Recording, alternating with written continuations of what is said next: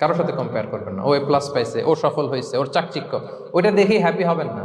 এই চাকচিক্যটাই তার পুরো লাইফ না। মানুষ যেটা শেয়ার করে ফেসবুকে, এটা হচ্ছে রিল। লাইফের কি রিল বুঝেন তো না? এই যে সবাই বুঝেন, মাশাআল্লাহ। Highlighted reel.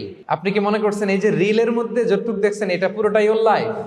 না রে ভাই, ওরও অনেক কষ্ট আছে, ওরও অনেক ব্যর্থতা আছে, ফেলিওর আছে, ওইটাও ঢেকে রাখে, ওটা তো প্রকাশ করে না। দেখবেন আমরা ফেসবুকে ছবি শেয়ার দিলে কি করি? সবচেয়ে ভালো ছবিটা খুঁজি, হাসি দেওয়া, স্মাইলিং ফেস, স্মার্ট লাগতেছে, সুন্দর পিকচার হয়েছে, এটা দেই। কারণ আমি যে হ্যাপি এটা দেখাইতে চাই আমি সবাই, ঠিক কিনা? তার মানে আমার দুঃখের অংশটা তো আমি শেয়ার করি না।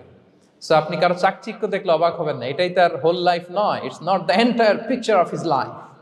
এটা হচ্ছে হাইলাইটেড রিল। এটা কি? সবাই বলেন এটা কি? সো কখনো কম্পিট করবেন না অন্যের সাথে। তাহলে কার সাথে কম্পিট করবেন? Compete with yourself. নিজের সাথে কম্পিট করুন, নিজের সাথে কম্পিট করুন।